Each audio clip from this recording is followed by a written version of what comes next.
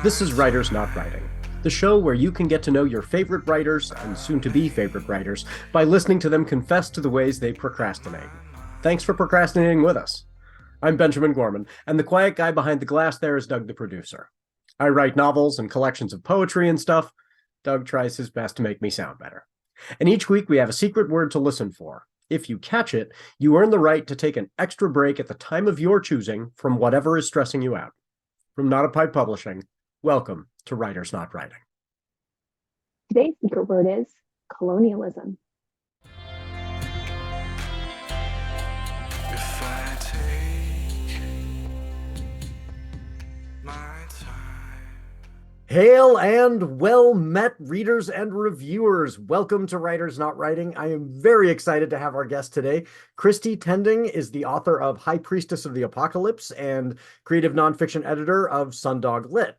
Her work has been published in Long Reads, The Rumpus, and Electric Literature, and received a notable mention in Best American Science and Nature Writing in 2023. She lives in Oakland, California with her family. Welcome, Christy. I'm very glad to have you here today. Ahoy, I'm so excited to be here. So as the folks who are watching on YouTube can see, we come in these elaborate costumes every time, but the folks on the podcast don't know what we're wearing. So tell everybody about the costume you chose to wear for the show. Sure. So I'm the mom of a 7-year-old, amongst other notable things that I do with my time. And so today I have decided to dress as Spinosaurus, which is his current favorite dinosaur. And this is my way of representing my family today. He has excellent taste in dinosaurs. The Spinosaurus Thank you. is a really good pick. So I heard about that and I was like, okay, I have to, step up my game. So I went with my favorite dinosaur, which is an Ankylosaurus, which is the one that has this shell that's making it very hard to sit in this seat, the large shell, and then the club at the end of the tail that it could use to, defend itself. And it is not designed for a desk chair at all. So this will be an interesting show in my Ankylosaurus costume. How are you doing this Spinosaurus with the chair? Are you destroying the chair as I designed the Spinosaurus's sail to be it's fabric, so it's kind of wrapping around me as I'm sitting here. But I think you're doing an admirable job with your club tail and your armored back. Yes. I think I'm you're doing a best. tremendous job. It's a little awkward, but it's going to be a great show. So your memoir, High Priestess of the Apocalypse, came out yesterday, the day before we are recording. And so folks listening, it is out there now. You can get your copy, and I'm very excited to check it out. So what can folks expect from this book? So I always describe it as the book I wrote by accident. I have another book that I wrote, and as I was writing that book, I was writing all of these sort of shorter pieces, more experimental pieces that were still memoir, but really centered around this idea of disobedience. It's something that I talk a lot about in my work as an activist and climate justice person. But the book itself is sort of themed around this idea of disobedience and around the idea of how do we show up at this sort of monumental moment of unveiling and of truth telling and of things in the world becoming clearer and clearer. And I think we've been in that process collectively for a while now, some of us longer than others, but I think 2024 has been yet another year of that. And so the book's kind of central question is like, how do we show up and hold space for that, for ourselves, in our lives, in our families? The book is kind of divided into 3 parts. It's like my early, very like Mary Oliver-esque childhood of like running around in the woods and like discovering nature and animals and all of these things that still are so meaningful to me. And then my years of radicalization and developing as an activist in my 20s and 30s. And then the final kind of section,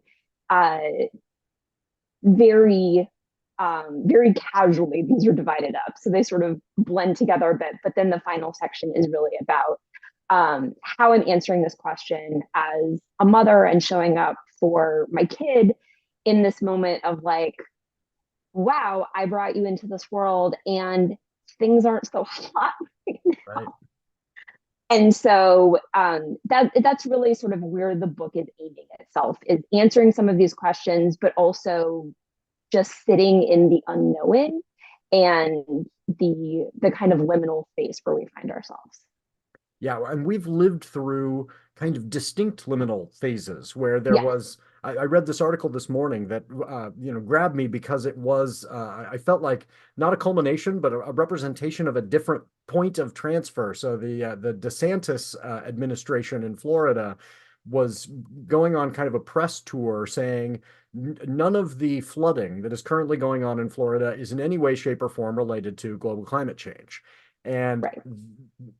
I've lived through the kind of period where the denialists were in ascension and we're saying, those of us who were saying, are you reading the science? Can you see what's happening? This is very serious. We were the crazy ones. It was absurd to believe that the entire planet was being altered by human activity. And now when I was reading this piece this morning, even though it was written in a very journalistic fashion, like this is what they're saying, this is what everyone else is saying, we have crossed this threshold where denial sounds absurd. Like, so the article's just saying, this was the hottest summer on record. This flooding has never happened in this way before. And the administration was saying, this is totally normal. This happens all the time. And it was like, can you not see what is happening? So we've crossed to the point where, the most casual observer, trying to be as objective as possible, the denial period is gone. Like, it's not gone, but it sounds ridiculous now to still be saying, do you not see what is in front of your eyes? And yet we are still not, we're still in a liminal period. We're still not fully dealing with, okay, now what do we do about it besides saying, see, we can all see this now, but what do we do, Well, and I think that's like so much of my work has been sort of helping people to understand that, yes, we have the facts on our side. Like the science is just overwhelming. Oh, yeah. I apologize for the pun, but we have an absolute avalanche of scientific evidence on our side. And that is not, in fact, what is going to convince power to concede power. Right. Yep. One of my favorite quotations of all time is Frederick Douglass, who said, "Power concedes nothing without demand." Yep. Like, you have to build power and seize power for yourselves instead of waiting on anyone else to like come and save you. And this is again sort of one of the sort of central heartbreaks of the book is like, no one is coming to save us. Yep. We save ourselves. Yep. And that's sort of like the central thesis of so much of my work. Yeah, I work a lot, I'm involved in my state level union and my local union, and we talk a lot about power is never given, power is only taken. Like, you have to be able to have the organization and the ability as a group to say, you must stop, because, the power will not be simply granted to you. And that's why unions are essential, is we need that kind of collective bargaining power, and we need that in every area of our lives, not just in our workforce, but like that's why unions are essential, is because there is that collective power. Well, and the teaching people the way that collective power can work in other facets of their lives. It's not just at the bargaining table with your employer. We have to form collective power in so many other areas of our lives. And that's not something we're taught, in school, like, I can't imagine why not. Well, as a teacher, like I feel this viscerally, like the way my classroom operates is not in any way democratic. I say to the students, all the time, why is it one person in this room is standing up and everyone else is sitting down? There's no rule that says that. Why did you do that? Oh, that's just the way that we operate. And I'm like, yeah, changing our thinking to there are a lot more of you. You could all be standing and telling me to sit, and they're like, oh, like they'd never, conceived of that. And we have to change our thinking around collective power. But that's really challenging when that's never been the kind of our operating software, Right. Yeah, that isn't, and in so many of our homes, like that's not the dynamic that we grew up in. Yeah. You know, my dad, I love him to pieces. He's like, I adore my dad. We're very close, but like his central like parenting mantra was never negotiate with anyone you can lift. And so, which I still apply to, you know, my cats and so many other areas of my Right. life. But yeah, like this isn't a negotiation. Like this Right. isn't up for debate. Yeah, well, and to some extent, that is the flip that we need to make is, Right. wait a second, we can lift. We are Yeah. the ones who have the Yeah, power. exactly. If we are behaving collectively, why are we listening to very, very few people who are saying, I'm making a ton of profit destroying the planet? Like, yeah, but there are Right. very few of you. We're talking 400, 500 people, and all the rest of us are going to suffer. We can pick them up. Like, Yeah. and so yeah, changing that thinking, I think, is really challenging for folks. Oh, but I need them. They're my boss. They're my, no, you don't. They need you. They need you. Exactly. Like your boss, I guarantee you, does not know how to do your job. Right. Yep. And the people benefiting from climate destruction cannot survive without you. You feed them. Correct. And so Correct. yeah, flipping that mentality is really challenging for folks. But Yeah. the farm workers union in California has had some really big wins, and that's been wonderful to kind of change people's thinking around, this is a group of people who literally feed you. You would starve without them, and you are, paying them less than minimum wage. Like, let's wake up to who really has the power. The person who can turn off the food has the power, if they realize it. So yeah, that's Yeah. And I'm a big gardener, but like I am not feeding my family yep. with my backyard garden, Yes, as my, it my turns my out. blueberries and strawberries are not feeding my family.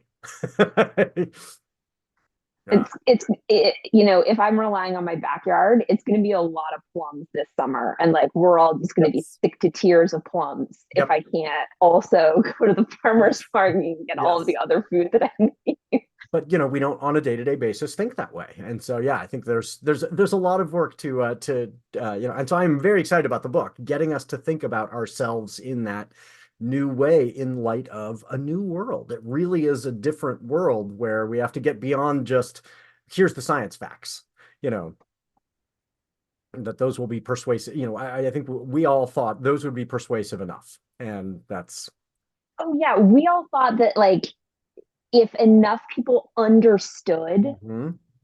the science of what is happening to our climate, that people would snap out of it. And it turns out that trillions of dollars in corporate profit is actually stronger than that. Yeah. So, Yeah, I have a really good okay, now we friend. need a new strategy. I know, right? I have a really good We're friend, not Greg working on an Craven. educational strategy anymore. It's like Yeah. we're on a different thing. And that's, what I would love to then I've used this turn of phrase in other places in my writing, but I want people to think about themselves as like a part of an ecosystem rather than as individuals. It's like I always hear this like, oh, what's your like job in the apocalypse gonna be? And I've always been like, well, I know how to sew. I have all kinds of like post-industrial skills that I've built up over the years. But I want people to stop thinking about like, what's your like one specialty going to be? And it's like, how are you going to work with other people Mm-hmm. when this all goes down? Because it's going to. Yeah. It's like the unspoken part of Yes. This will fall apart. This is not sustainable. Even that notion, this is not sustainable, is like, it's hard for people to internalize that. This will fall apart. It cannot last. So right. how will we negotiate that and navigate that together? That's really tough. So you've got all this going on. You've got the new book coming out. You've got the, global apocalypse impending. How, Right. when you are pulling yourself away from this, when you are procrastinating, what has been helping you, get some relief occasionally, in terms of pop culture? So, God, in terms of pop culture, so given all my like tough talk, I'm actually secretly a huge wuss. And so in the last bunch of months, I've actually been watching like a huge amount of Bob's Burgers, a huge amount of vintage Simpsons. It's like that's the kind of cadence that really soothes my brain. And, you know, I'll turn to my partner a lot of times. I'll be like, I'm at capacity. I can't deal with other people's fictional problems right now. Yes. Like I've got enough of my own going on. But the one series that I did manage to finish recently is Fallout, which if you want an allegory for corporate power and how they are ensuring their own futures, go watch Fallout. Yep. And I'm not even a huge video game person. But this is an amazing show. I mean, in addition to it, I think it has a very important message and very interesting from a moral lens. It's also done very beautifully. The acting is really great. It's, fun and kind of escapish to watch, at least for the first kind of half of the season. Yeah. Because you're wondering where all of this is going. And then, of course, things go sideways and you wonder why you didn't see that coming. Yeah. As do the characters. Right. But that's my like big pop culture accomplishment recently. Had you played any of the games? I hadn't. Okay. So like I'm kind of like an Amish person. Like I hang out with my cat and I knit and I write my little books and I garden and I go for walks. I'm basically like an 80-year-old woman. And so I had not played any of the video games. And I am also from the generation where video game shows and movies were not good. Right. Right. We are in, I mean, there is another transition point. It used to be if there was a video game attached, the film would be terrible. And now there are so many that, you've got Fallout was very good. I think what was the one about The Last of Us? The Last of Us was amazing. So yeah, there are now people figuring out, and I think one of the great things about Fallout, there's some really clever, I played the games and there are some really clever little shout outs in terms of objects in the background and stuff. But my partner and I watched Fallout and she didn't catch the Nuka-Cola. She was like, I just assume that's a copyright thing. Like they just couldn't get no, that is part of this world. The Nuka-Cola is really important in the game, But yeah, they did a marvelous job of making it so that you did not have to have played the games for this to all make sense. And yet people who played the games were like, oh, that's a nice little shout out to me. I'm seeing that connection. See, I love things like that where you reward the kind of diehard people who have sort of stuck with you but not to the point of making it opaque to everybody else. And I thought that show just did such an incredible job of world building really instantly. It was this beautiful economy of storytelling where you didn't need a lot to get a really quick read on what are we dealing with. Yeah, well, one of the things that was great about the show was they made the show far more deeply meaningful than the game. The game was all set in, you're in the post-apocalyptic world, everything is awful, how do you survive? Which is, a fun game, but it doesn't have a lot of bearing on our world. And so all those scenes that are the flashbacks to before, none of that is in the game. And that's where I felt like a lot of the criticism of late stage hypercapitalism was in those flashbacks. And you're seeing people wrestling with, these people do not want to save you. They benefit from an apocalypse and they're going to make sure they survive and you're not, and I was like, they're going to ride this one into the sunset and tough noogies. Yep. Yeah. I saw some really great tweets where people were saying it is, ironic in a particularly special way that this is on Amazon Prime. And so, Jeff Bezos would absolutely be one of the people who would be in his own bunker and yet is promoting this show, pointing out that people like Jeff Bezos would be in their own bunkers, I mean, absolutely. And I found it so beautifully done in so many ways and also good inspiration to get to work. Yeah. Yes. Yeah. If this doesn't remind you, we have work to do. Right. They're like, okay, that was fun. Now chop chop. Yeah. So how about in the news? What's been pulling you away from your work? I mean, far and away, like what's happening in Palestine is making me feel like anything that I do is wholly unsatisfactory. Um, it's just the scale of, I think, what is at risk right now for our collective humanity with this genocide and with this like obliteration of a place and a people is just, it's like heartrending beyond words. So I'm just sending money and doing, what I can. It's been very, I think it's one of those situations where it's really hard to get a toehold into what we should all be doing about this. And so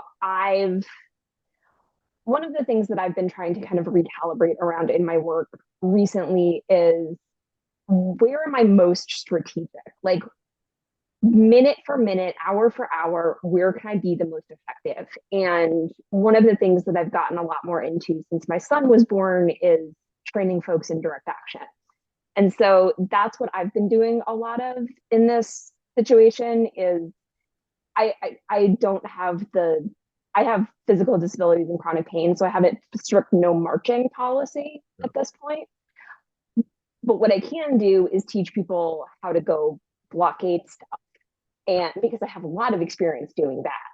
And so I've been leaning into the, like, how can I train people? How can I get people more skills that they need to go out and do the things that they can do? And then beyond that, just like any money that I can send, any fundraiser I can be a part of, like, but I think it is one of those moments where we're at an awakening point, and what I'm hoping is obviously for, at this point, like immediate ceasefire, immediate ending the occupation, all of that.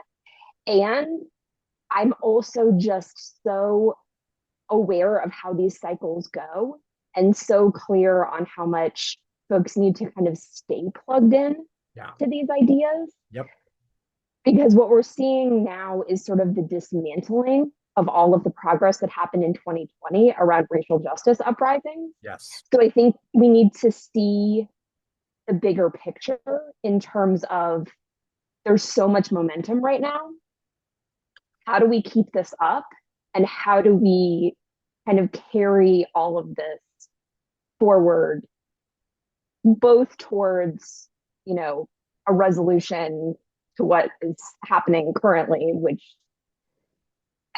given how long this has gone on, would be insufficient at best, but like today would be good. Yeah. Well, and at the same time, like once things are hopefully, resolved to the extent that they can be in that area, how do we maintain the kind of momentum and pressure in other areas around colonialism and genocide and famine and all of these other issues that, like, the US is also complicit in around the world, because this isn't the only one, and it's not the first time, and it won't be the last. It's something I think a lot about in climate justice work, is the way that, so many of these projects are really ultimately land and resource colonization. I mean, given that we're already seeing developers giving presentations in New York about new beachfront property ownership in Gaza, which is, it's so sickening. And honestly, all of those people should be ashamed of themselves. But I think that points to like a larger idea of what the end goal is. Did you hear Jared Kushner's interview about Gaza? That he explicitly talked about that was the benefit, was all this new beachfront property. And the reporter asked him, but what about the people who live there? And he was like, well, I think if those people could be relocated to Turkey and, to other countries. So all the priority was, how do we get the beachfront property? And then as a secondary, well, if the people can't be entirely eliminated, they can all be moved. But this was all for the developers. And it was just, of course, hearing that just said so, openly. Like that's what this is about for a certain segment of people who are viewing it. It was, The fact and is so these then people I have no moral compass. So yeah, if you ask them point blank, they're going to tell you. That's the really horrific part, yep, is like they have absolutely no qualms about this. yeah, And so they're going to tell you exactly what their goal is, yeah. which is Well, and I think the eradication and situation is elimination. And so, you know, appalling at this point because, like you said, if the ceasefire happened tomorrow and we went, okay, it's done, the starvation would continue. The rebuilding is, I mean, it's rebuilding from nothing in many places. I mean, yeah, it's so we need to figure out how are we going to sustain that momentum, and really push for a two-state solution, which is something that you know seems to have fallen off the table, and is the only viable long-term solution. Like there's no way you can solve this problem with a ceasefire and maintain the occupation.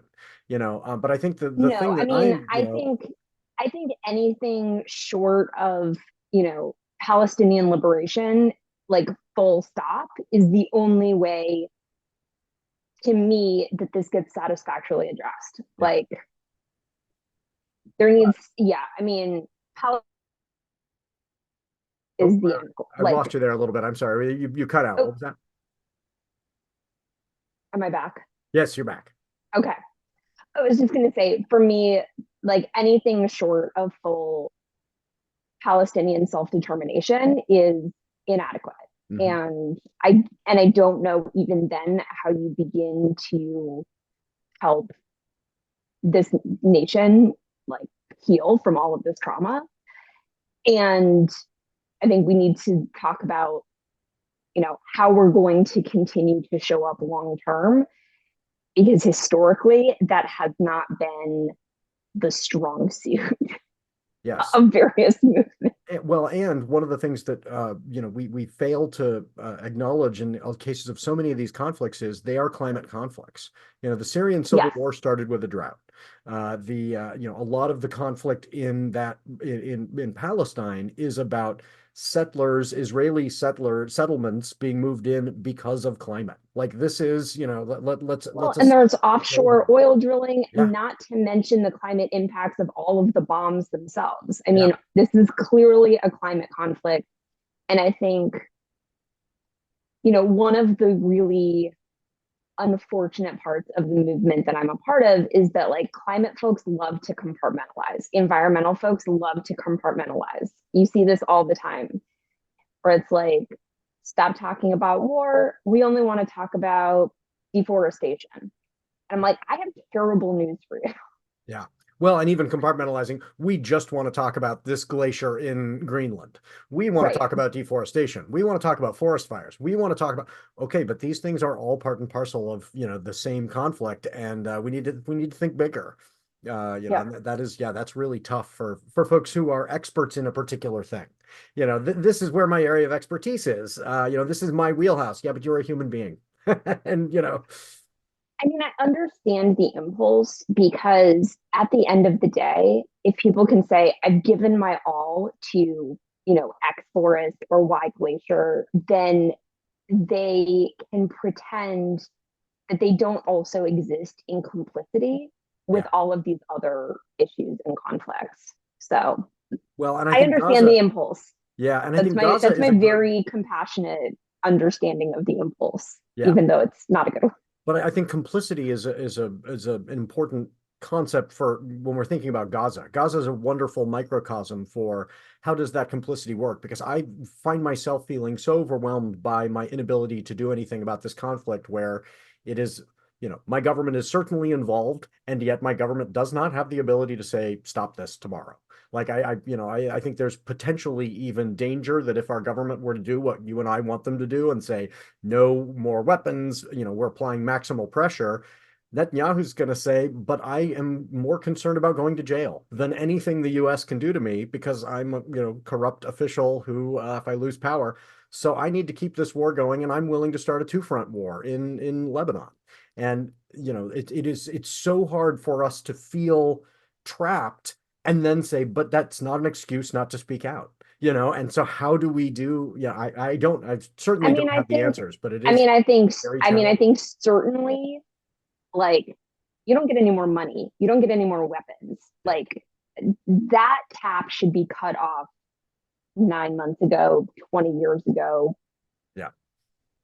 60 years ago. I mean, the like extent, it's a little bit like dealing with a toddler where they're like 5 more minutes, 5 more minutes, and you're like, no, Yeah. burn my house down. I'm done talking to you about it. Yeah. And so I think that there just is this incredible urgency because, you know, every minute that we wait, like it doesn't seem that like it should be that urgent, and yet it's like every minute is children's lives, Yep. and it feels, you know, Yeah. Well, maddening to be like, I don't understand why the rest of you all don't have this sense of urgency right. around the fact that these are children. Yeah. Well, and Intense. starvation and disease, like even if you stop the bombing, the starvation doesn't stop. The disease Well, doesn't. it's like, and then you This see needs the to be videos addressed of, immediately. I mean, you see the videos of, it's not the Israeli military, it's Israeli civilians who are blockading aid and saying that those children deserve to starve because they're our enemies. I mean, open the borders, stop the bombing, enough. Like, just start pouring aid in.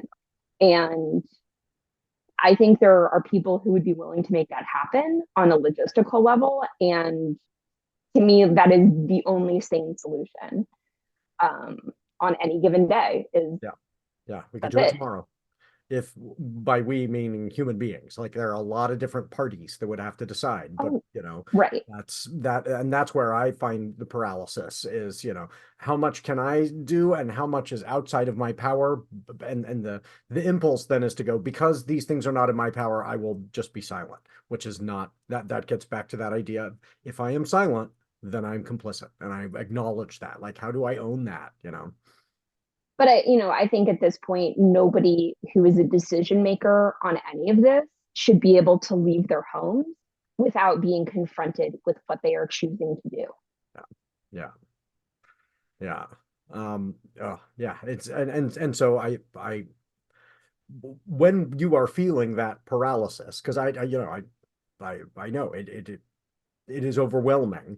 What do you do? What have you been doing to pull yourself away from that lately? I mean, really, I have this sort of daily ritual of like, I just send money. And that's Mm. like the thing that I know for a fact I can do from my house. Like, that part is very easy. Like, I see a thing, you get $10. Like, Yeah. and you know, putting things out of like who will match me and all of that. And then, I'm also just very aware as somebody who's been through, PTSD and burnout and all of these things from activism and from the trauma of, you know, being arrested, beaten up by cops, and witnessing horrible violence and ecological destruction and all of these other things. Like, there are things that I need to do on a regular basis for myself so that I can continue to show up for the people in my life, like including my kid who was like, Yep. I don't care if you feel burned out, but I need you to make me dinner. Right. And I'm like, I fed you yesterday. Like, what are you talking? Like, Yeah. Yes. okay, I guess I'll make dinner again. But in order to like continue that, I do have to kind of carve out time of like, I drink my coffee, hang out with the cat, go for a walk. Leaving my house has become really important as I'm like a writer who works from home who Yep. is very much a homebody. And so I have to sort of force myself Mm-hmm. leave the house Yes. and like go for walks and move my body and all of that. Less during the summer season, but in general, I'm a very big knitter. Something about that rhythm really is very soothing for me. Gives me something to do with my hands besides pick my cuticles and just freak out. Well, and it's a So good escape too, in that at the end there's something that is, it feels productive, which is nice. it does feel productive. And I've sort of been having this interesting, I'm going to write something about this eventually, but I'm having this sort of interesting kind of conversation with myself with the knitting right now of like, is it about the product or is it really about the process? And the fact is, like, the product is nice. There's a giant metaphor here for the writing, Hmm. in case Yep. everyone's not in the loop on that. I mean, the product is obviously nice, but if I'm not enjoying the process, like if I hate the yarn I'm working with, or I'm not enjoying the pattern, or it's using like a futzy technique that I don't feel like doing, or the chart is annoying or something, knitters know what I'm talking Yep. about. Then it's not actually very fun and healing. It's actually just another way to annoy myself Yep. and be irritated. Yeah. Well, and So I I make have a to find, distinction in my own life between feeling productive and the product. Because right, if I'm feeling like I'm not doing something at all times, and this is not healthy, and I am in therapy, but if I'm, like if I'm feeling like I'm not doing something that is productive, I get anxious. But if I can find something where I'm saying, okay, I feel productive, it's less about, is the book done? Or is this project for the publishing company finished?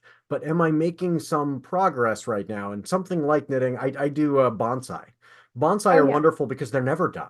There's never, oh, the bonsai is complete. But it's, and if I work too much at them, I kill them. Like you can't just go, oh, I'm going to trim the bonsai to death. So you've got to go, okay, I did this thing, I watered them, I did a tiny bit of trimming, and I stepped back, but at least I was productive without trying to produce a finished product because it's not finished. And that's good for me. yeah. And I think that's, a lot of people have asked me, are you going to start designing your own patterns? Are you going to sell your I'm like, if I try to monetize this, it is going to stop being fun immediately. Yeah. Like it will stop being fun before I even get started. And um, again, there's like a metaphor for small press publishing from Uh-huh. this, Oh yeah, which is absolutely. like if I try to write towards marketability, that is Yes. just an immediate buzzkill in a Yeah. way that I'm like, if I have to soften my language for people, it'll stop being me. Or right to market. Like if you start to go, oh, Oh what is God. going to be the thing that is going to be selling, and I have to get this out while the trend is still going, because if it's not out, then all the joy of that writing, for me, and I know there are some people that they can do that and they can enjoy that, but like we publish science fiction, fantasy, poetry, all with kind of an ideological activist bent, right? And that's what we do. And I know these are not the most profitable. Putting out a sci-fi book Listen, that says, hey, we need to be thoughtful about the following potential future we could be moving into is not the most profitable book. We would be so much better off to do, a romance, pure escapist romance novel would make more money. And that is not our thing. Like. like possibly, or it would come out and people would be like, this is so contrived Right. and see right through it. I mean, double on either like really fortunately or really unfortunately for me, I'm a nonfiction writer and mostly memoir, and I can't live my life to Yeah. marketability. I think there are people What a who try. nightmare. I think there are people who try, and I agree. How scary would that be to be saying to yourself, okay, it's a Tuesday night. I need to, go have some experience that will be marketable by Friday. Like that is not the way to live a life. I'm exhausted just thinking about that. Right. I'm like, first of all, the idea of leaving my house and having an experience is already like a tough sell Yeah. for me. The idea of then making it marketable is a horror show. Yeah. And, I think they're like, maybe at some point, and I don't want to say like I'm never going to write a gimmicky book about, travel or, changing my own life or whatever. Hopefully, I'm not getting divorced anytime soon. And so I'm not going to write the like finding myself after that book, although I think that those are, first of all, very hot right now, and also have helped a lot of people. So I really don't want to like put down that genre of book at all. But like, hopefully I'm not. I'm like, I'm happily married, so I'm like, hopefully that's not the book that's in my future. Well, and the the I hit rock bottom book, like, don't hit rock bottom on purpose for marketability. That sounds terrible. Okay, so it's so interesting you say that, because I wrote a piece for Electric Literature a couple of years ago about how so many books about drinking and drug addiction were really harmful to my sobriety journey, because I thought that experience was a prerequisite to getting sober. Yes. That you have to, I'm not this bad off, and therefore I don't need to get well. Yeah, it's like that was my bar, and I hadn't actually ruined my own life yet. And so I was like, I guess I can just keep drinking. Yeah. Side note, no, she couldn't. Stop it. Yeah. And you don't have to get to a place that is marketable, that is dramatically marketable, in order to start getting well. No, it's like in retrospect, my sobriety is really boring because I never hit any kind of discernible rock bottom, except for like psychologically, that I was done hurting. But I think so many of those narratives are posed as like, look what she came back from. And I'm like, yeah, but what if you never took yourself to that place in the first place? Yeah, and that I think it's a valuable message to get out there, is the story doesn't have to get to the point where it is a dramatic, interesting story for others to be a story that should, let you know you need to change the course of your story. But that, that story is not one you will find in the stores or in a film or whatever, because that's not the most dramatic story. It's change the course of your story. Right. And you have permission to do that anytime. And you don't have to talk about it, and you don't have to turn it into like a useful message for someone else that's like neatly packaged. You could actually just go do that and not tell anybody about it. It's a little bit like veganism, which I'm not vegan. Sorry, vegans.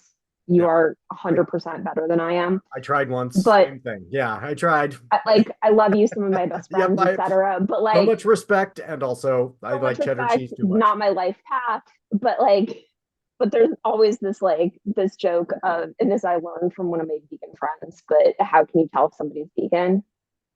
They'll tell you. They'll tell you. Don't worry, and they'll tell let you you. know. And yes. Like people who run marathons, you're actually allowed to do without telling anybody. It's amazing. Yeah. But so much of sobriety is about kind of encouraging other people along that same path and being a model and all of that. I just think we need different models. Yeah. It's like, actually, you don't have to burn your life to the ground in order to earn your sobriety. You're just allowed to stop hurting yourself. Yeah. So this will feel like a radical change of gears, but one of the things I always ask authors is, if you were a D&D character, what would be your race and class? Just as a kind of a Rorschach to get to know you. So what would be your race and class? Okay, so I'm very bad at this, because I'm one of those people where I'm like, today. So the way I actually answered this is, so the book that came out yesterday is an elf druid. Okay, I love this answer so much. Writers out there, this is such a wonderful framing for this. Why is the book a dwarf cleric? So the book is an elf druid. And hold on, Dorothy. Okay, you're gonna get down now. Yeah, I love you. This has been fun. So that's what this book is doing. Like, that's the whole, this is what the book is here to do. And that's, ultimately, I have all sorts of books in the future. And so I'm building out my whole army of archetypes. But I think so much in terms of archetypes. And so the chapbook is more of a dwarf cleric, because First of all, the next book is a chapbook, so she's shorter. I We're like thinking a good. little bit Nicely literally done. here. Yes. And is more concerned with like the spiritual realm of things, whereas this one still a slim volume, but like more of a tall drink of water, who's more interested in like the natural world and how we wield power that way. I love this so much. I'm thinking back through my own books and I'm going, what would they be? Because there are books of mine that are very different from the way I present in the world. Like, I think I have books Yeah, that might arguably be barbarians, and I am not. Yeah, right. yeah. Yeah. I love this. I'm This is like, wonderful. as I said in one of the pieces in the book, like I read on the outside as like when I'm just like walking around the world, I'm like any other middle-aged soccer mom. And in the book, she's a different character.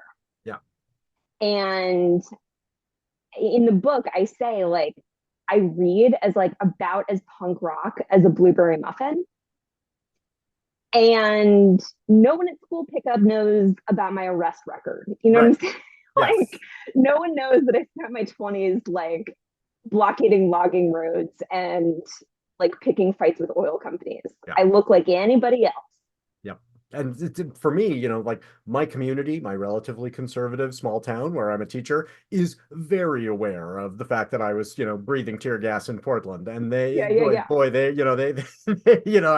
but they, in fact, to a degree that is, a misnomer, because they were watching Fox News and thought Portland was all on fire.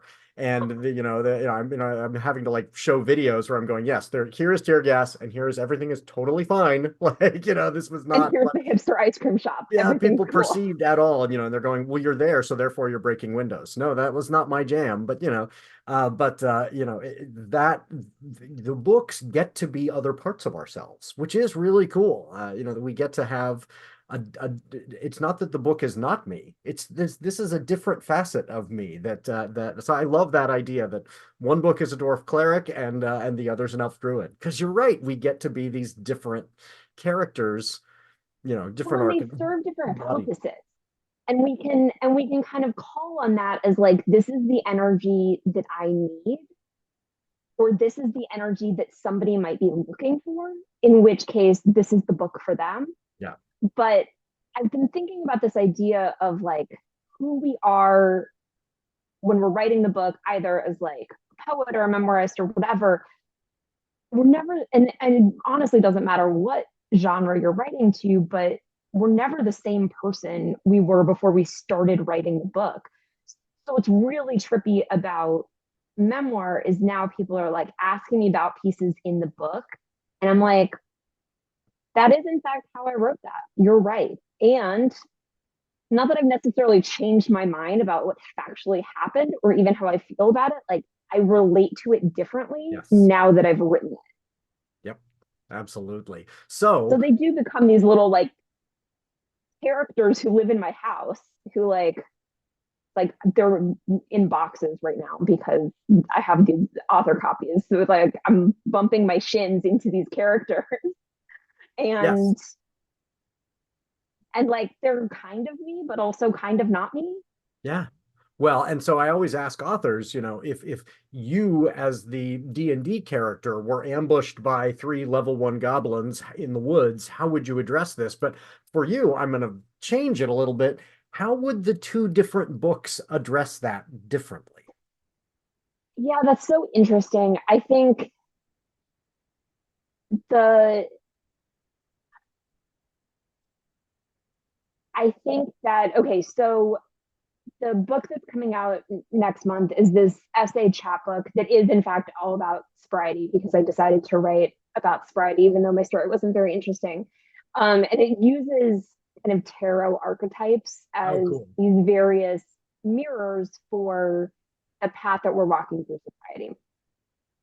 And so that book would be like trick of the light, holding up mirrors, like distracting the goblins with the shiny things and getting them to confront their goblin-y ways. Yeah. and the fact that perhaps they've hit goblin rock bottom or not, and they're allowed to change their goblin-y ways anyway. They don't have to hit rock bottom. They don't have to get slaughtered in the woods to find out being a No, goblin's they not don't. great for them. They're allowed to go make happy little goblin families and live their lives in their happy little goblin houses and not bother anyone again. Yeah. They're allowed to be happy. I believe that. Whereas High Priestess of the Apocalypse, how would that confront goblins? So High Priestess of the Apocalypse is really just bringing like every activist tool to bear. So she's got barrels filled with concrete to blockade things. She's got de-escalators to calm the goblins down. She's got banners to distract them. Like, she's doing all the things to make sure she's planful. Like, she's got strategies. Oh yeah, she's got strategies. She's got tactics. She's got skills. She's got all kinds of. She's got contingency plans. Yeah, which, very few goblin confronters have backup plans. I think High Priestess of the Apocalypse has got a lot of advantages there. Between 20 years of activism and my Virgo moon, I'm one of those people where like I got contingency plans on top of contingency plans. I'm like, well, if we can't get through there, we're going in there instead. Like, yeah, those goblins do not stand a chance. Yeah. Okay, that is excellent. Well, we're going to go to our commercial break. When we come back, I'm going to ask you what you've been daydreaming about lately.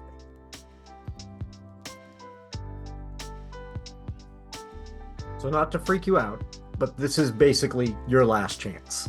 If you want to get in on our Writing Against the Darkness fundraiser to write with us on the summer solstice, that's June 20th, this Thursday. So if you're listening to this show Monday or Tuesday or Wednesday, it is not too late.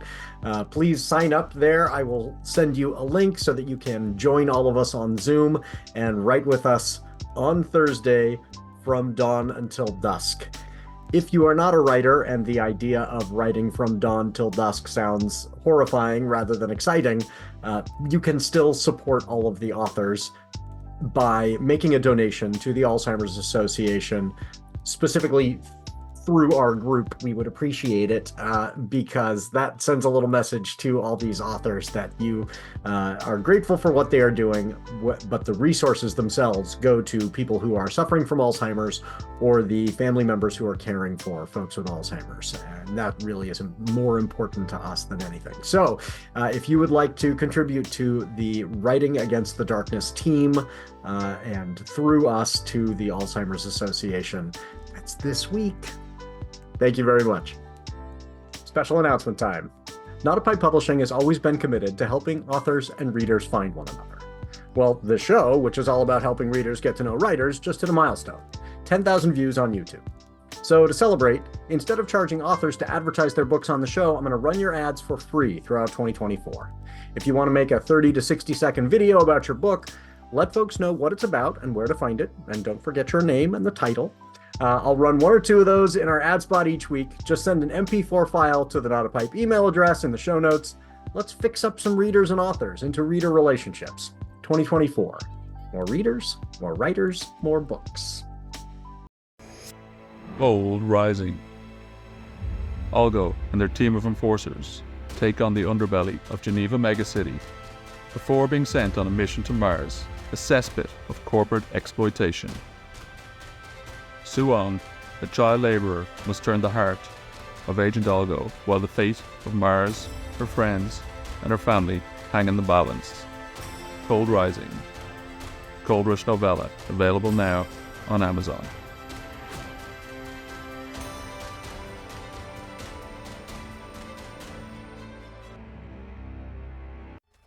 In 1883, the famous German philosopher Friedrich Nietzsche put forth the idea of the Übermensch, the Superman.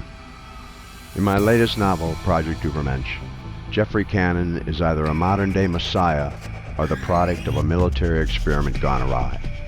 Either way, the young, inspirational guru has mad powers and metaphysical skills. But Geoffrey's life as spiritual healer and speaker takes a dark turn when some devotees, young women he's had brief affairs with, are inexplicably murdered under grisly circumstances, and rumors of Bigfoot and Sasquatch abound. Amazon is the best place to find my books. That's Lonnie Busch, Busch with a C like the beer. I hope you'll check them out.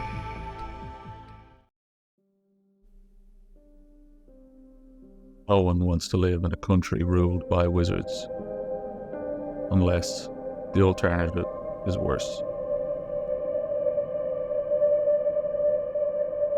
Peter Watts, author of Blindside, says, a near-perfect blend of implacable horror, gallows humor, and ecological apocalypse.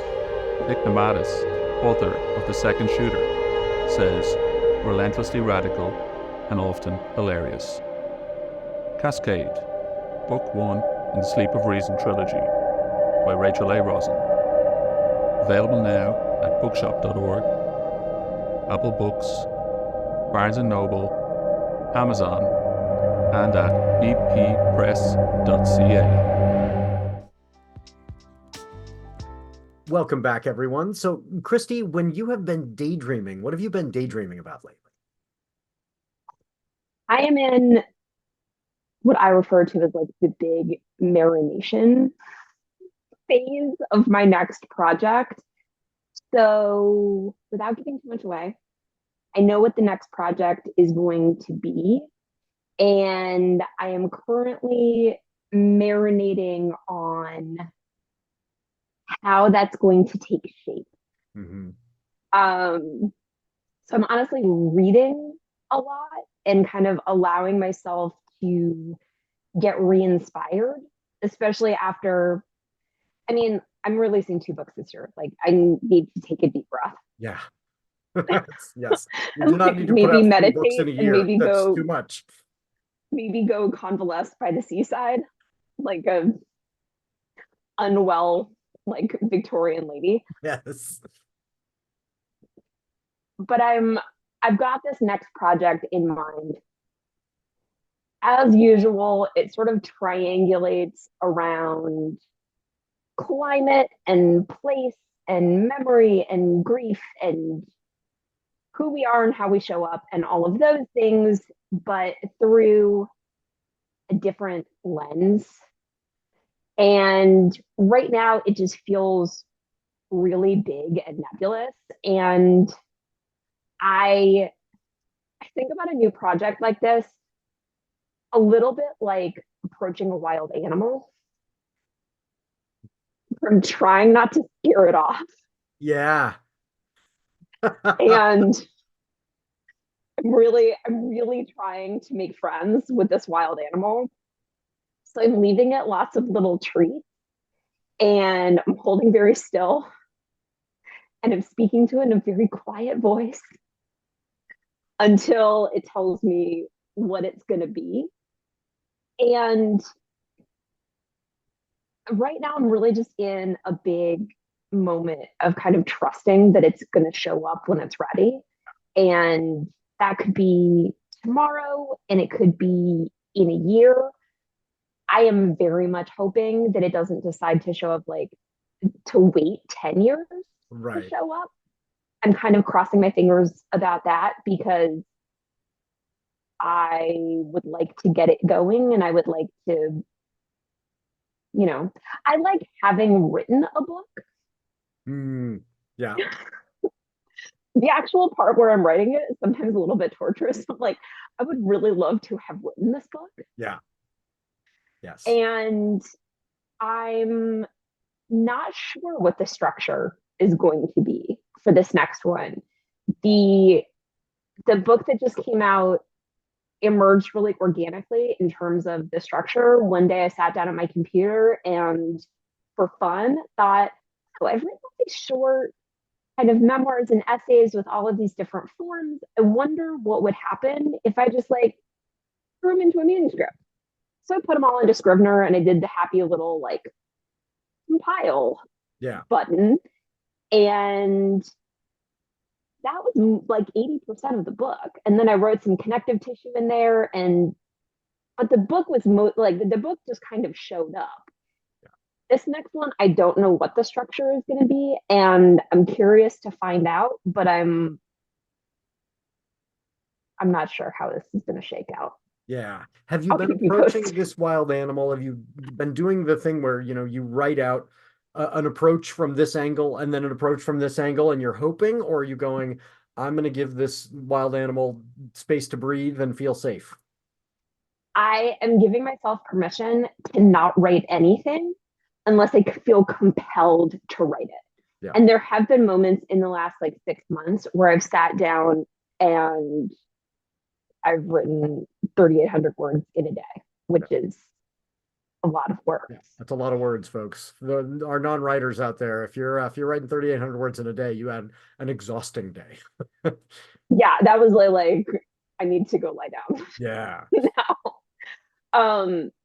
But then there are other moments where like my partner walked into the room the other day and was like, so I found this note and I'm pretty sure it's yours. And it was just a list of like reef, birds, question mark, Right. Yeah. Total gibberish to anyone else. water, arrow, like where it's like, is this code? Is there a Manchurian candidate you're activating? yeah, like it's like little clouds in the corners. It's like the scribblings of someone who is potentially very unwell.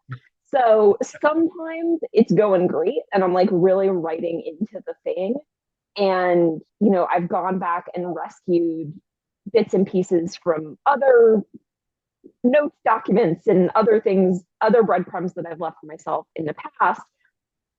And still not sure how this one's going to shake out. Yeah. And learning to be okay with that is challenging. Like, it's okay. This might take a bit. Because every time you tell somebody you're a writer, they're like, how's the writing going? And you're like, it's not. And also somehow I'm so tired. And I don't know how those two things exist at the same time. Yes. Those two things should not be true simultaneously. And yet.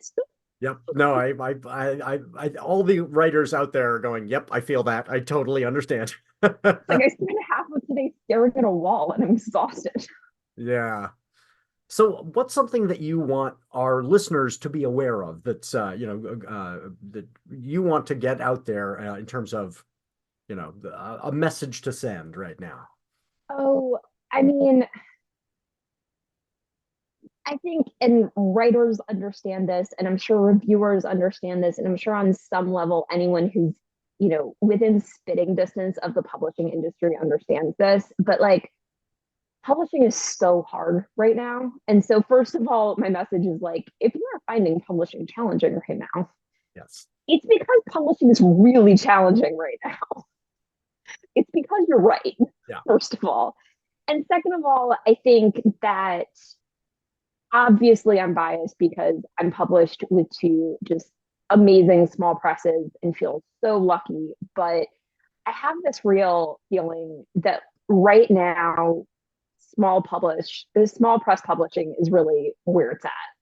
And, obviously, if you'd like to buy my books, that's fantastic.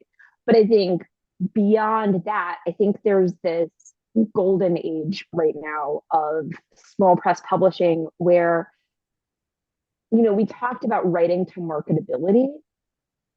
You don't have to do any of that with small press publishing. They're publishing the most interesting, innovative, experimental, formally challenging works out there without diluting their creators' political beliefs or saying that it's too experimental.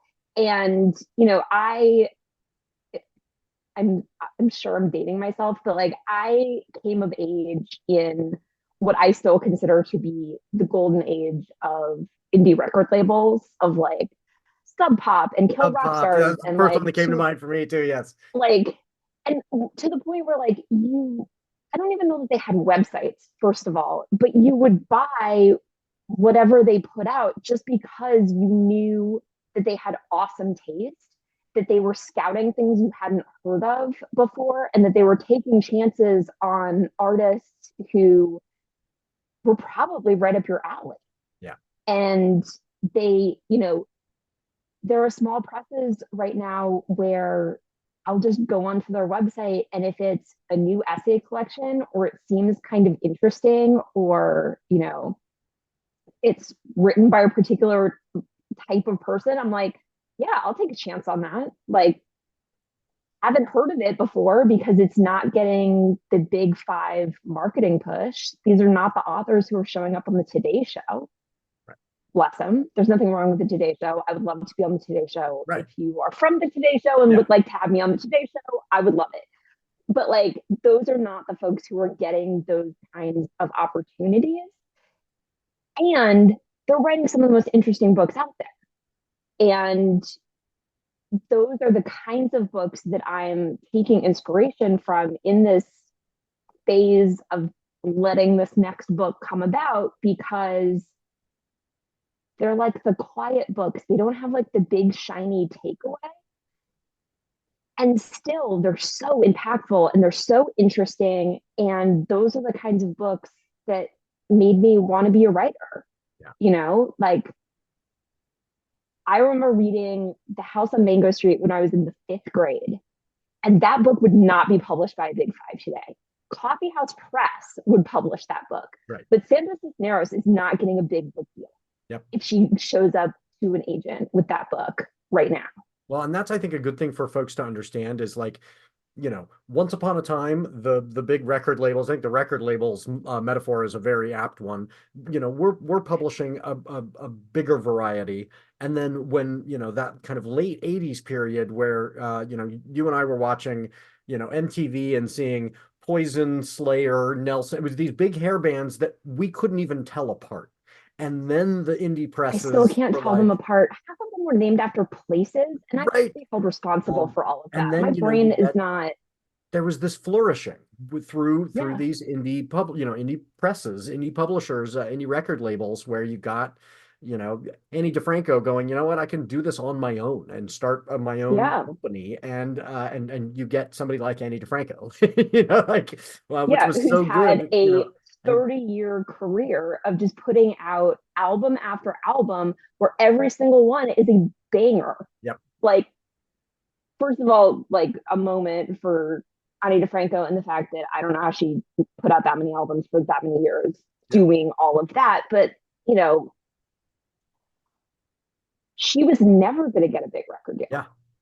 And her response to that was not, I guess I should write towards marketability. Well, and that's the thing. If she had gotten the big record deal, the stuff that she produced would have been different. Just necessarily there would have been so much pressure to create something other than her work. And we're so lucky to have her work owned by her and controlled by her. Yeah.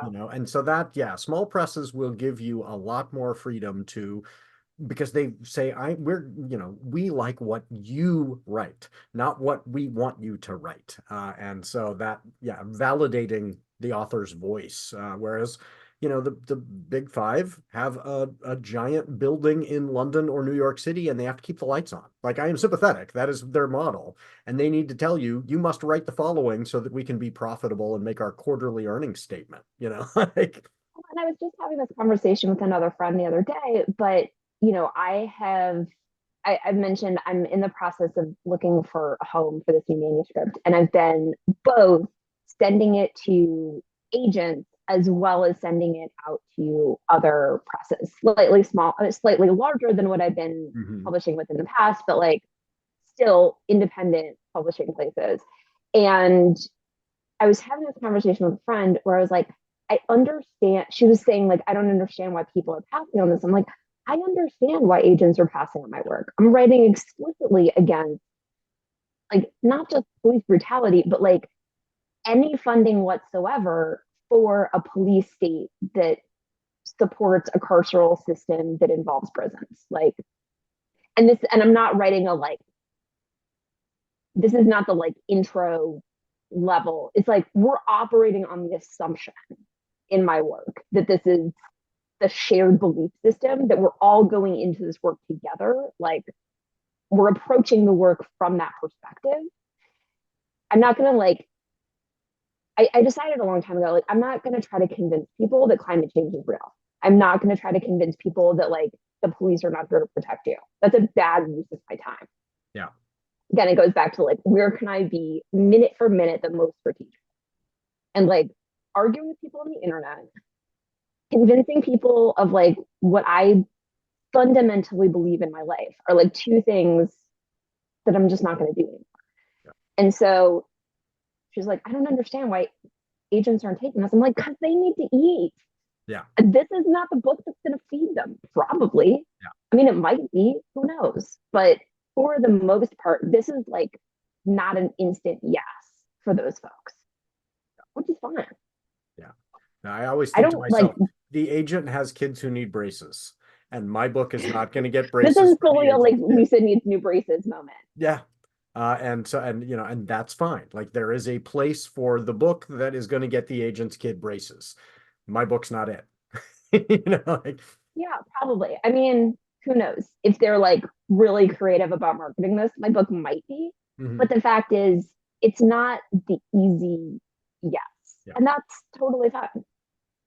Yeah. Well, and I believe in the after book. the fact, I think the book is then the book breaks through. It's wildly successful. Great. And I know a lot of agents. I work with a lot of these folks, professionally, conferences and that kind of thing. They're great people. Like, agents are not the bad guys. But they don't get to take risks the way I do, because they've got and they'll be very open about, well, sure, if I'd known that book was going to be a big hit, I would have jumped on it, but I don't get to make my calculations in that same way. I have to know first. I always say, like, for the most part, people who work in publishing, they're not malicious, but they're also not particle scientists, like physicists who invented time travel. So they don't get to travel to the future to see, like, I think another great example of this is The Secret Lives of Church Ladies, which was like a short story collection that was everywhere. It completely blew up, won the story prize, like yada yada. It's published in West Virginia University Press. Yeah. Not because she didn't want it to be published through Penguin Random House, but because they're the ones who accepted it. And now, like, hopefully she has a 1 million book deal and is just going to grace us with exceptional short story collections forever, because Bibliophilia is amazing. But she was published on West Virginia University Press. Like, and the book broke through because it's incredible. Yeah. And now she has the luxury to go to the big five and say, I can also indie publish, so you better do better than that for me. And it changes the dynamic pretty dramatically. Once they know this is a guaranteed thing, your negotiating position is very different. And so, yeah, folks out there do not have to feel like your first contract must be with the big five. Like, sometimes you write what you need to write and what you need to put out into the world. And if that becomes a safe bet for them in the future, great. But I agree. Don't compromise what you need to say for marketability, or it just won't work. Like, you will end up saying something that is diminished and also too late. The market moves too fast. And, I think another great example of, somebody who's had incredible success in the indie world is Rebecca Solnit, who, writes these. My bookshelf right here. I'm like, yeah. And who's going to exactly. go? Orwell's Roses, a book about George Orwell and her rose garden. Okay. This, but that's the thing book. is, she could have taken, the big five publishing route. And I'm sure that, the big five were all knocking down her door. But instead, she puts out like kind of slim volumes, like 80 to 150 pages, like once or twice a year, because she is so prolific. And she publishes with Haymarket. Yeah. She doesn't like, and because of that, then people go on the Haymarket website and they discover all of the amazing things that Haymarket publishes that aren't written by Rebecca Solnit, but are maybe written by Angela Davis or, the other people who publish with Haymarket. And so this is the other thing, is like, it's okay to stay small.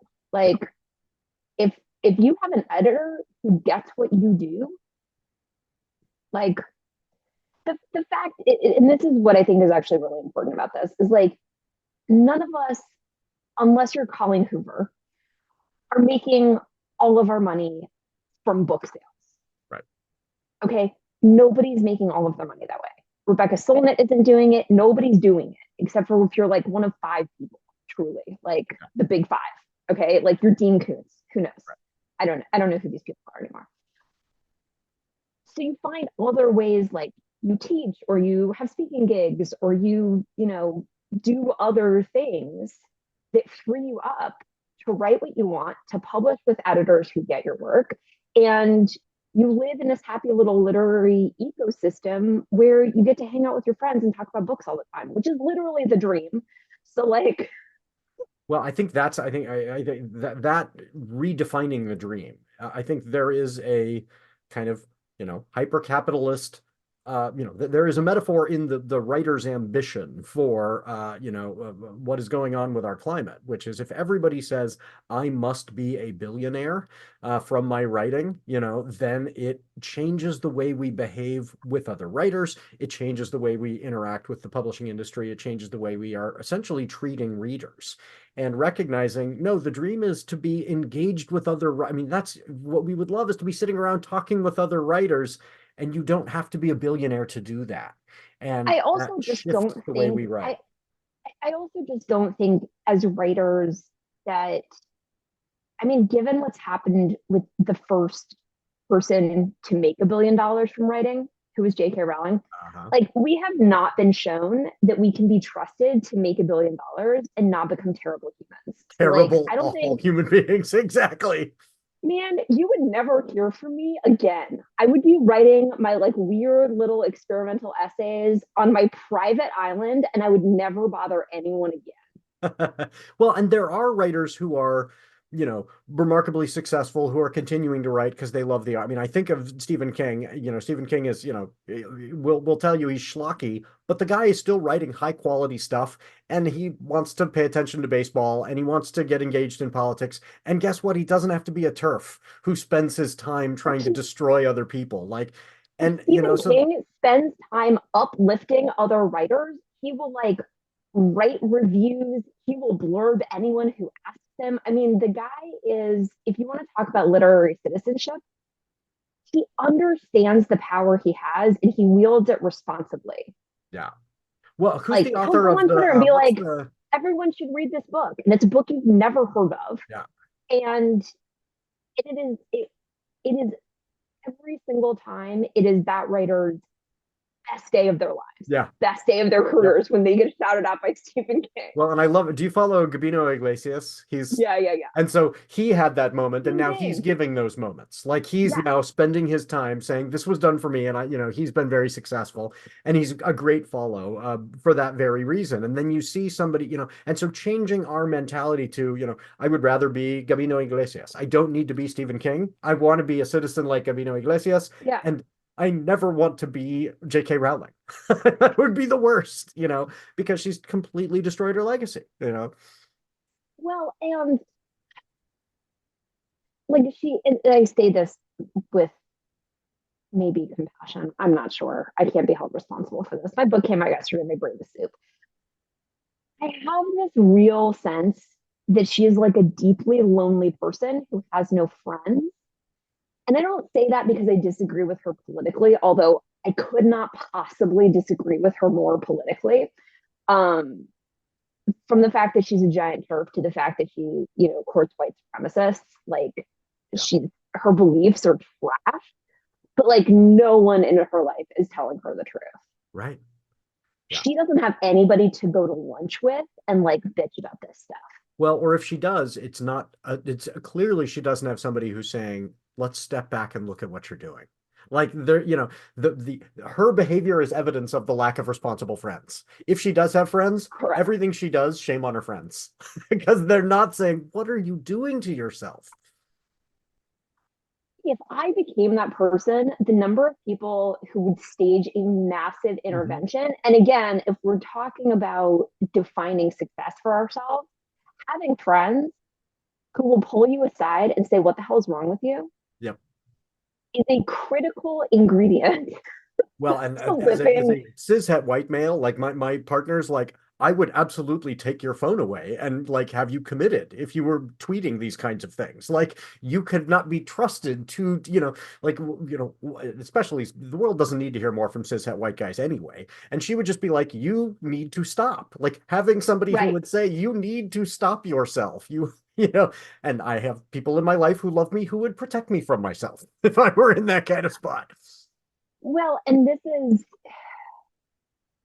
I think one of those awkward and kind of terrible ways that our society has changed, is like that kind of candid feedback is not seen as a gift the way it should be.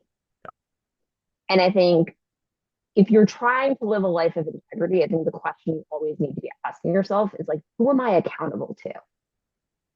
And even if it's only like two people, even if you're like just accountable to like your kid, Yep. You know who I like trace it who to? are And you accountable to? I have a theory about this. I could be wrong, but I trace it to George W. Bush Sr. had that moment of no new taxes, and then he had to make, was actually president and had to make new tax policy. And the culture learned from that, never back down. And we see this in our political rhetoric, and I think it has infected both the left and the right in the way that we engage with people, where we say, this person is pushing back on me, I have to double down. Doubling down is the only way to interact, rather than, you know what, maybe I was wrong. Maybe that thing that I said before was incorrect. Every acknowledgement of error is treated as a weakness, rather than, wow, that person is growing right in front of me. This thing that they said was incorrect. They are apologizing. They are trying to make amends and recognize error. And I think we learned the wrong lesson from that, and learned never back down or it's political suicide. And we all think we're, politicians online who, our mistakes will be held against us. Like, man, you're not a senator. Right. Yeah. It's actually fine. Yeah. Nobody's going to make an, Oppo research commercial pointing out 10 years ago I said something that was wrong. I can just say I'm wrong. It's okay. Yeah. And then just this willingness to do better, this willingness to like, I mean, and it's something that I say, in my writing a lot. And it's always like, maybe I'm wrong. Maybe I'm going to have a different theory in 10 years. Or here's this thing that I used to think, and now I don't anymore, because it turns out that like I grew up like a white rural person. And in school, everyone taught me that the police were my friends and that they were safe people to go to in an emergency. And then I got my shoulder dislocated by one of them, and now I don't feel like that anymore. And it still hurts when it rains. So like, and I'm a generally grumpy person. So like, you're allowed to change your mind. It's okay to evolve. Yeah. If I'm still the same exact person in 40 years, that's going to be very disappointing. Yeah. Yep. 'Cause Absolutely. I'm sure I'm wrong about a lot of stuff. Yeah, but I think that's it involves a kind of act of the creative imagination and logic to say, I recognize I was wrong about things in the past, and therefore it follows I'm probably wrong about things now. But it's very hard to live to live in a place where you say, I am wrong about things, I'm sure, I just don't know what they are yet. I'm still learning. That's tough. I think it goes so deep because I'm now in a generation where like I'm raising a child in a generation where like I'm trying to model accountability and fallibility. And so like I'll look at my son and be like, I was wrong. Mm-hmm. I apologize. Yep. I forgot. I messed up. I am very sorry. Because I remember what it's like to be 7 and have somebody break a promise to you, and you're like, but you promised. Yeah. Like that was supposed to mean something. I'm like, yeah, that was really messed up, and I'm very sorry, and I'm a human being, and it will happen again. Yeah. And the only thing I can do is apologize. But then I can look at him when he messes up, I can look at him and be like, do I make mistakes all the time? And his face just lights up. And he's like, yeah, you do. Yeah. I'm like, okay, so what do we do when we mess up? We apologize, we clean it up, and we move on.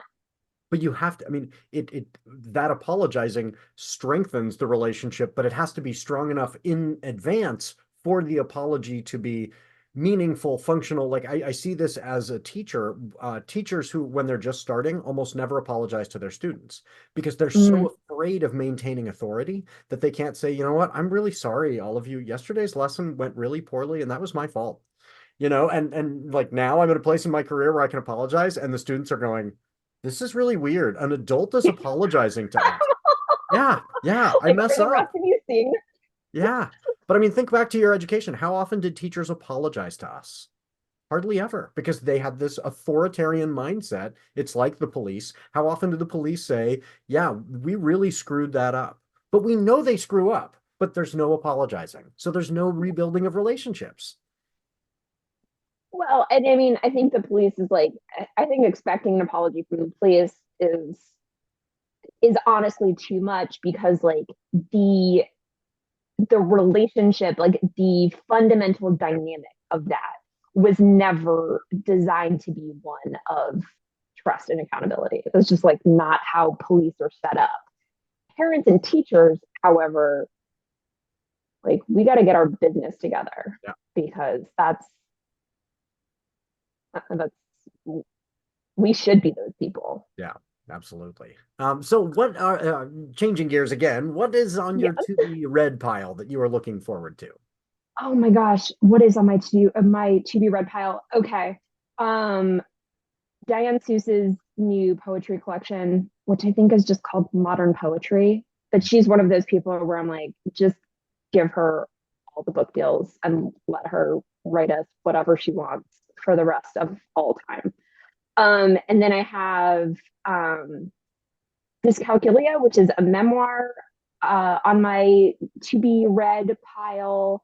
Idlewild, which is a novel. Ordinary Notes by Christina Sharp.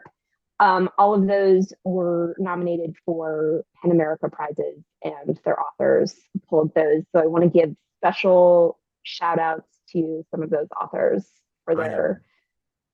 Yeah, I'm right there with you. I'm excited about Yeah. Idlewild. I read the kind of premise and I was like, that looks really interesting. And then Looks super, Descalculia I had not super heard of. interesting. This calculator I'm really interested in. This is really a kind of summer of reading other people's memoir. Summer is also always my like fiction season, so I also have a whole bunch of like classic novels that I want to reread. I inexplicably don't have my copy of Sula, so I was able to pick up a new copy this morning. But that was one of those novels where like I was like, you can do that. Yes. So I'm looking forward to revisiting a few like you can do that Yeah. kinds of this summer as well. I'm like, Yeah, I should that's I don't reread enough. Like there are certain books, but so often the weight of the TBR pile has me going, I could reread, but just hearing you talk about the you can do that. Irvin Welsh's Filth is this yeah, incredibly challenging book, but that's one I'm like, I should go back and reread that, because that was one where I had that exact same reaction. I was like, I didn't even know this was possible.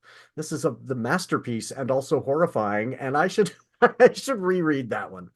the other one more recently that did that for me was and this is a much more recent book. It's not a classic yet, though it should be, because I'm an evangelist for this book, is Elizabeth McCracken's The Hero of This Book. Mm. It's a fictionalization of her relationship with her mother, and literally half of the pages have marginalia where I'm like, you can do that? That's a thing? Yeah. What? WTF? I am writing that down. The hero of this book. It came out a few years ago. I don't think it got as much press as it should have. It might have been like I can't remember what year it came out, because my brain doesn't work like that anymore. But Elizabeth McCracken's The Hero of This Book is just an outstanding novel, question mark. Mm. Who's to say? Have Could you be. read R.F. That's what she Kuang's, says it is. have you read R.F. Kuang's Babel? No, but that is also on my list. So good. Yeah, that's one of the ones where Okay. I keep recommending it to people. I'm like, I can't enough. And it's not experimental structurally, but the way she creates a metaphor that is so clear. Like it's, like I could imagine people criticizing the book for being didactic because it is so transparently clear what she is talking about, and yet it never feels like it's beating you over the head because you're like, this is something that it's just brilliantly done. So yes, See, check I'm that. okay with things beating me over the head. Like I'm kind of into that. I'm like, You will love this one. It is, okay. colonialism as magic, but clearly like the empire is built on colonialism. Like it's the Right. magic is, oh yeah, it's so good. It's I'm so like, good. that sounds like Star Wars. It's well, it sounds like Star Wars the way that we're starting to re-understand Star Wars. Like, oh wait, maybe Totally. this isn't great. Maybe an empire is not, cool costumes, and maybe this is really awful, like yes. But But it's also like the Jedi, like maybe suppressing every feeling you've ever had is not actually a is healthy idea. is just going to lead to a fascist empire. Like this is, like, wait, why didn't you see this coming? This is unsustainable. See, we've got a nice theme going on here on our show. Yeah, Couldn't you see exactly. this coming? Yeah, the McCracken book is really, it's not experimental structurally. It's a voice, it's a Mm, narrator I have never experienced before. yeah. Oh, I love those. Yeah. You're I'll like, have to check that out.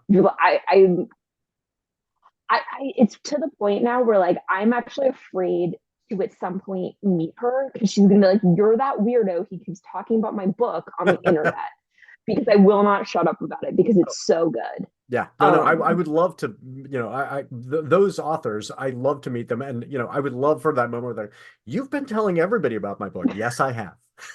yes, I Fonda have. That's Lee. me. I got to meet Fonda Lee, and she was on the show, and she's somebody whose books I was just pushing on everyone. And so being able to tell her to her face, I have been forcing your books into the hands of everyone I meet. And she appreciated it, was very gracious about it. Um, It's important. yeah, so I wanted to get to this one for sure because I always ask folks about what is their kind of hot take that they would toss out into the world, uh, you know, uh, because I feel like that our outrage machine kind of functions in that way, in a very unhealthy way.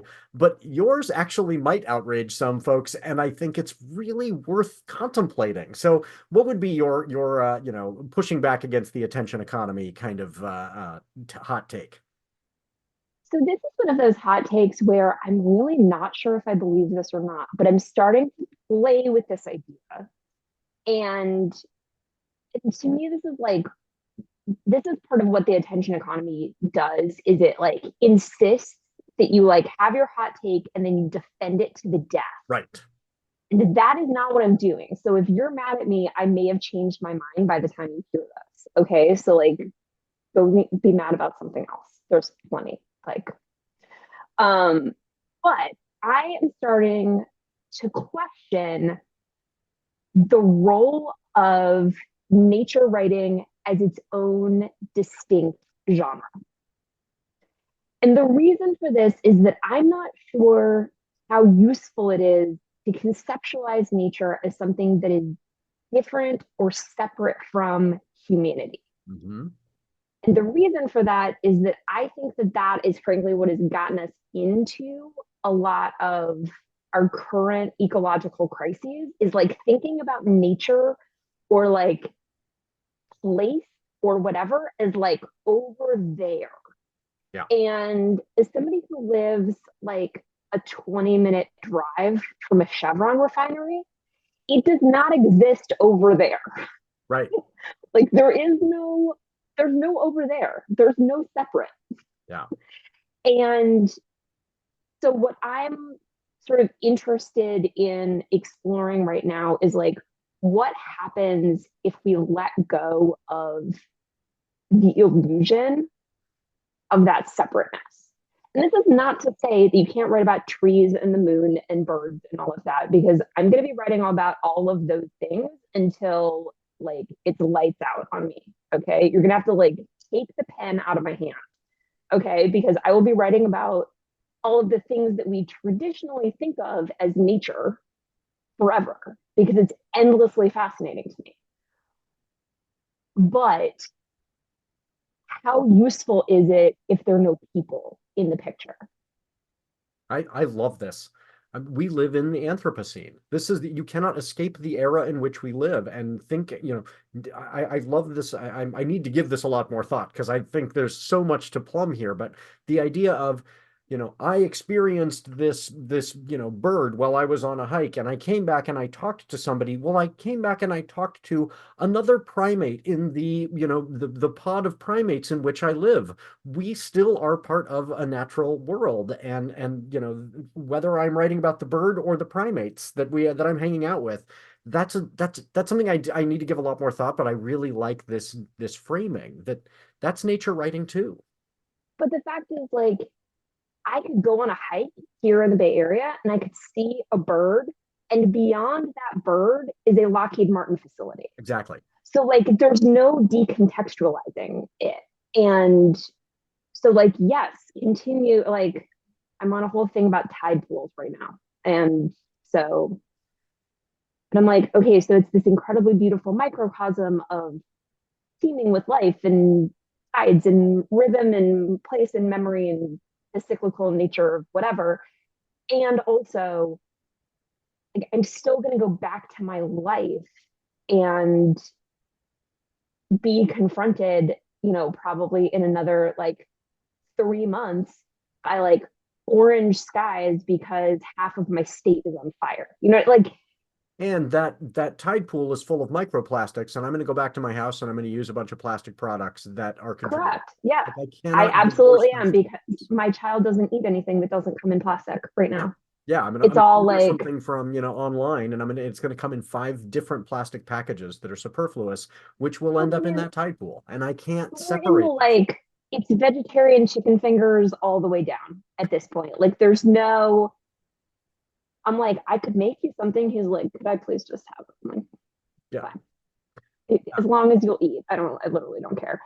But so I'm starting to think about, how do we continue to write about all of these things, but to not create it or to not pretend as though it's in this little bubble by itself. Yeah. It's the same writing. I'm not telling anybody not to write about all of these things anymore. Still write about the moon and birds and trees and tide pools and microplastics and all of those things. Like, please, all of those things are useful. You can write about whatever you want. But yeah. And like, it's still all in this thing together. Yeah. So. Oh, no, I think that's a useful thing to at least contemplate, whether you do nature writing or not. Because once we break down that line, you're doing nature writing in the Anthropocene. It's all nature writing now. Like, we need to think about it that way. Yeah, and that's maybe like closer to where I'm getting with this, is like, maybe it's all nature writing. And how interesting is that? Yeah. Yeah. And what can we learn? If you're only watching on audio, I'm like raising an eyebrow at you. Yes. Yes. The pause on the podcast is us going, this is a lot to contemplate, but it's really valuable. Like, and then what can I, as somebody who doesn't do traditional nature writing, how can I look at what nature writers have provided me as a template and say, if I recognize this, if I'm brave enough to recognize this, how can I change any of my writing into better nature writing because I live in the natural world? I think it's really useful and cool. So I'm gonna think about that a lot. Thank you. I appreciate that. This was like a very, like, what's your hot take? I was like, oh boy, I got a hot take. Yeah, that's a very more thought-provoking hot take than most hot takes out there that are just like, here's this thing that's going to offend you. So this is one I'll be mulling over. So where can folks find you and find the book online? So you can find me at ChristyTending.com. There's a books tab if you want the books. I'm also on Instagram and Twitter at Christy Tending. I'm everywhere at Christy Tending. And if you would do me a And favor also and share some of those links for those places where you've been contributing to resources that are helping the Palestinians in Gaza, we'll put those in yeah, the yeah, show page because just fun, being willing to say these are out here and you can give, and we're saying so. Like I think every yeah, opportunity we have to share those out is really valuable. So yeah, yeah, we'll yeah. put those in the show. I will put those in tonight, and I will leave the document open so that I don't forget.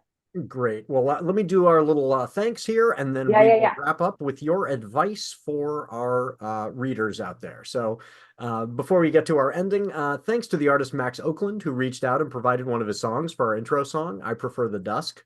Let Max know that you like it by following him on Twitter at Max Oakland with 3 Ds. And thanks to Halisna CCO for their song Kids for the ad break. If you're in a band and you'd like your song used on the show, I would love to highlight a listener's work like Max's song, so email me.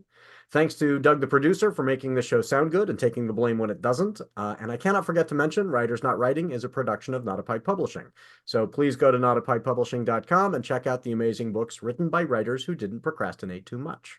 If you like this show, rate it and review it wherever you found it. And please check out Christy's High Priestess of the Apocalypse. Tell a friend about it. Give it that 5th star. It actually makes a difference. Make Christy's day. And, for this show too, if you can click on that little thumbs up icon there in front of you, it makes a difference, and we appreciate it. So Christy and I would like you to remember 3 things this week. Christy, what is your advice for folks as they enter into their week? I want you to remember that grief is often invisible, so be kinder than you think you need to be. Yeah. And then I always tell folks, a book without spaces would be gibberish, and our lives need spaces too. So don't ignore those spaces. And third, no matter how much you procrastinate, Christy and I are still proud of you.